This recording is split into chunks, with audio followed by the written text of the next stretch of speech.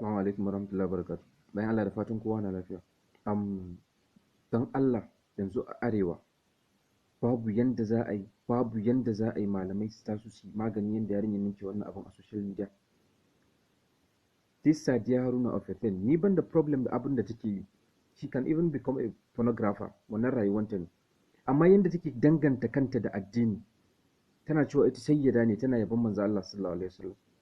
Kuma har yanzu a ga yarinyar nan bata daina iskancin da take ba. Fi sabilillahi kallon da take shiga ta dinga rawa tsirara a social media. Na ga wani bidiyon ta recently ana mata massage a hotel akan gado kato gardi. Yana shafa miki jiki, yana miki massage, yana danna ki, kowa na gani. Wai da zumma kina mai tallako wani abu gagara da a gurin a hotel. Fi sabilillahi. Last week na ga an ce kungiyar tace fina-finai na Kano an ba su raga masa dinga tace waye zai yaba manzo Allah waye ba zai ba. If they actually want to start this, su fara da yarinyar nan. Ta je duk abin da za ta yi, kuma regardless ta je duk abin da za ta yi, amma ta daina danganta kanta da musulunci. Ba shi wasu su zo su dinga suna mu ne, kuma suna ba da wani bad image namu a addinin musulunci. Fi sabilillahi.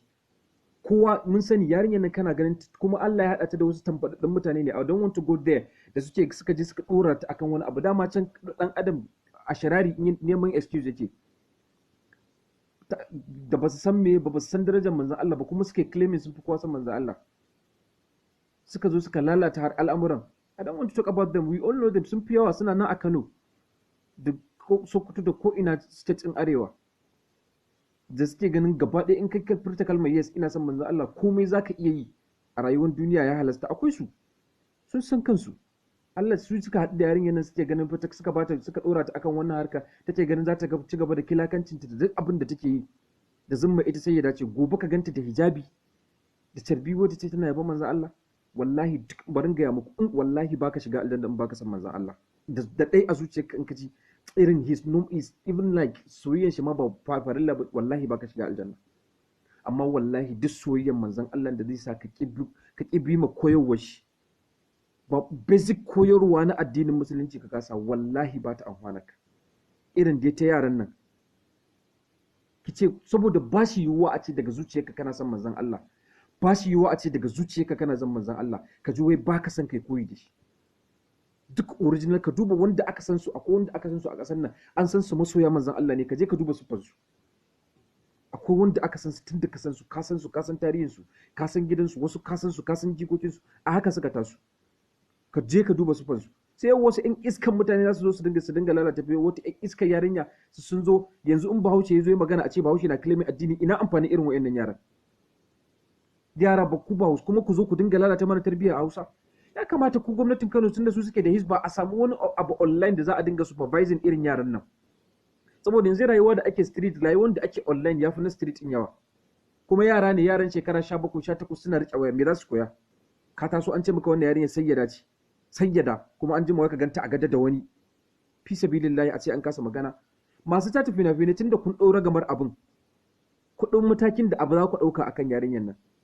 Mu ɗau matakin da za mu ɗauka akan yarinyar nan. Irin wannan abun ka cikin abin da ke fusata Ubangiji ba mu sani ba. Kuma in masifa ta zo kowa da ni da kai za ta shafa. Wannan tozarci ne, wulaƙanci ne ga manzo Allah wallahi. A ce wannan ƙazamar yarinya ita za ta dinga yaban manzo Allah. Allah ya gaya mana ai wata fitnatan la tusibanna alladhina zalamu minkum khassa. Idan bala'in abin nan ya zo wallahi ba mu san wa da wa zai shafa ba. Ta je in ta ga dama ta zama pornstar na kamar inda na faɗa. Amma dai ta daina danganta kanta da addinin musulunci. Ta daina danganta kanta da manzo Allah. Wannan wulakanci ne, tozarci ne gare mu ni da kai. Ni abin ya ci min rai ne in kai bai ci maka rai ba. Kowa zai dauka ba problem ɗinka bane, ba problem ɗinka bane, ka kyale ta rayuwarka ne. Daga zaran mun dauka problem ɗin wani ba naka bane, daga zaran muka fara failing as musulmai.